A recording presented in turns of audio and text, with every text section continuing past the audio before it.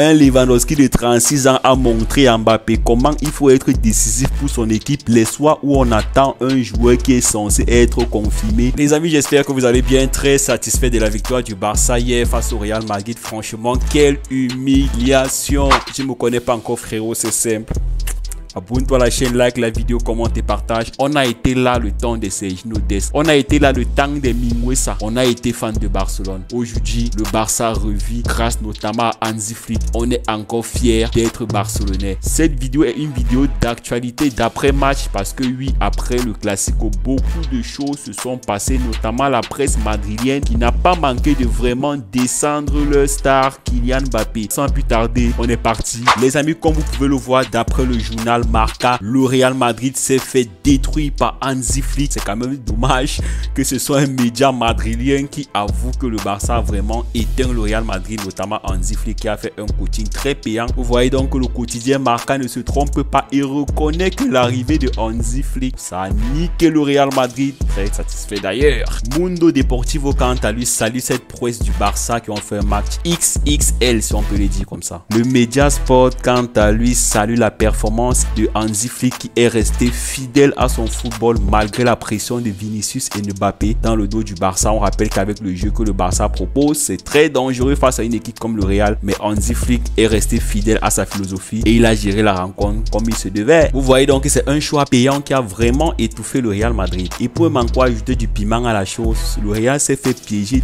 12 fois par le hors-jeu. Mbappé lui seul a pris près de 8 hors-jeu. Sois fort mon petit, ça va aller. Concernant Lewandowski, franchement, il a marqué un doublé très satisfaisant de sa part. On rappelle que la saison précédente était un peu compliquée pour lui, mais cette saison, il affiche un visage irréprochable. Il a doublé, ce qui fait en sorte qu'il a déjà 14 buts en championnat, ce qui est exceptionnel pour un début de saison. C'est clairement et logiquement le petit de la Liga et l'écart franchement avec le deuxième, c'est loin, c'est très loin. Je sais même pas comment on va faire pour le rattraper cette saison. Lui, il est parti pour tout casser en Espagne. Il s'est déjà adapté à la Liga. Là, je vois pas qui est meilleur neuf que lui. Lamine Yamal, quant à lui, est devenu le plus jeune buteur de l'histoire des Classicos à 17 ans. Ça fait plaisir. Ce petit a un potentiel monstrueux. Espérons qu'il n'aura pas des problèmes de blessures et tout ce qui va avec et qu'il va continuer à progresser comme il est en train de le faire. Dans tous les cas, Lamine Yamal, moi je te souhaite le meilleur en tant que Catalan. J'espère que tu n'auras pas de pépins, que tu vas continuer à bien bosser. Et j'espère aussi que ton entraîneur Hansi Flick va commencer à vraiment te gérer parce que tu es jeune. Ton corps n'est pas encore vraiment apte pour le haut niveau. C'est vrai, tu dois enchaîner pour être physiquement prêt, mais tu es aussi jeune. Faut pas qu'on brûle ton record de précocité et après ça devient les blessures et tout ce qui va avec. Comme les résume le média A, c'était un festival, c'était la soirée du Barça. Ils ont fait le taf, un Lewandowski efficace, un Jules Koundé bon à son poste qui a su bloquer Vinicius, même quand Vinicius par moment l'a mis mal à l'aise. On a vu un Lamine Yamal exceptionnel, un Rafinha au top et franchement que dire de la rentrée de De Jong qui a été hyper important pour ce Barça. Chapeau à Hansi Flick. Le Brésilien Rafinha quant à lui s'est bien foutu de la tête de Kylian Mbappé. Les poteaux après son but, il a refait le jubilé de Mbappé un peu comme le Cobra là. Tu viens d'ouvrir le score, tu ne sais même pas que tu joues contre le Barça, tu fais déjà des chambrages pareils. Voilà la réponse que Rafinha t'a donné. Il a mis ça propre et il t'a encore chambré derrière. Il t'a montré ce qu'on appelle un départ dans le dos de la défense. C'est-à-dire que tellement ils savent jouer le hors-jeu qu'ils savent comment prendre une équipe qui veut les mettre hors jeu. Waouh, c'est dommage. Beaucoup de satisfaction du côté de Barcelone, mais c'est tout le contraire du côté du Real Madrid, notamment avec Kylian Mbappé. Effectivement, comme vous pouvez le voir, la presse a déjà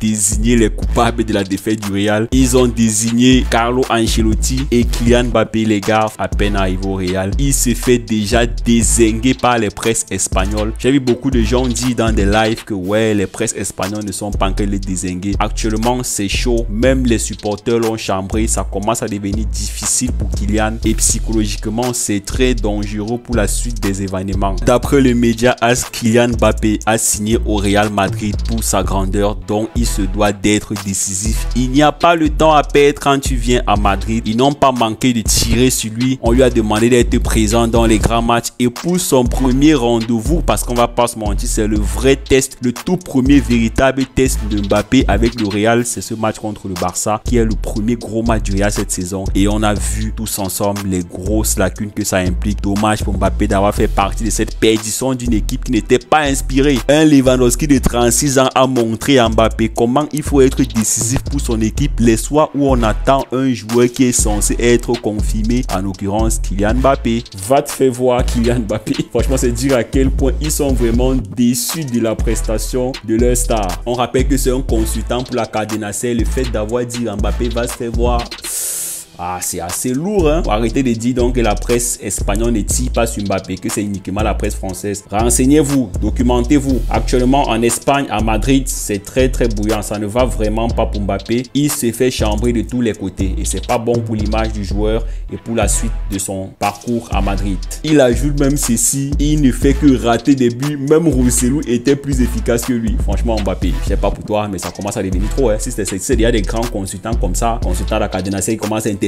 Franchement, il va falloir que tu te remettes en question. Remets-toi en question tant qu'il est encore temps. De toutes les façons, je suis pas Barça, je suis pas madrilène, mais je m'inquiète pas trop pour toi. Mais avec le Real, on ne sait jamais. Il faut quand même s'inquiéter parce que Hazard aussi, quand il venait au Real, il était une superstar. Il venait être un ballon d'or, mais il n'a pas pu. Il a floppé au maximum. Donc, espérons pour toi que ça ne serait pas le même scénario. Soit tu te bouges, soit tu vas comprendre qu'ici c'est le Real Madrid, c'est pas Paris. Ici vraiment, t'es pas un prince. C'est pas comme au PSG où tu étais au-dessus du club.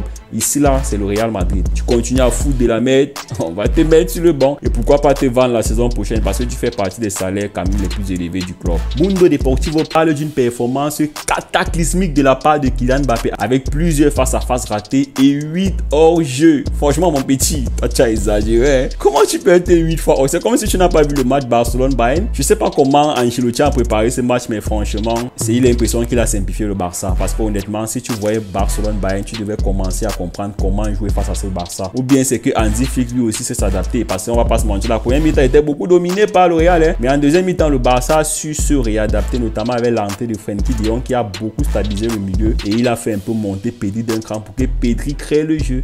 Et vous avez vu le résultat. Donc, coaching payant de la part de Hansi Flick, il n'y a rien à dire. C'était une bataille stratégique, c'était une bataille tactique qui a été très bien gérée par les techniciens barcelonais. Franchement, très satisfait, comme je le redis, à nouveau de la victoire des Catalans.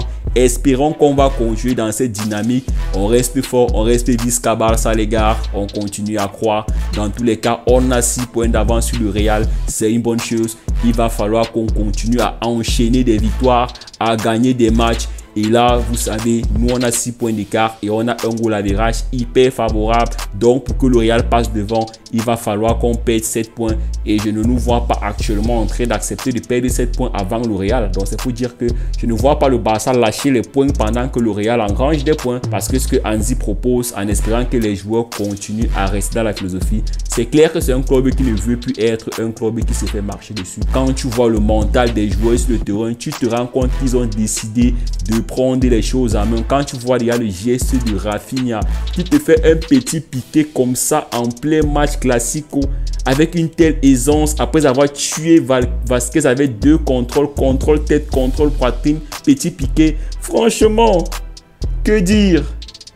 On reste Visca Barça les potos. Merci d'avoir regardé cette vidéo les gars. N'oubliez pas de vous abonner. Hein. Abonnez-vous massivement, likez, commentez, partagez. Quand vous le faites, vous envoyez un très bon signal aux algorithmes YouTube. On se donne rendez-vous pour une prochaine vidéo. D'ici là, profitez des vôtres. Ciao.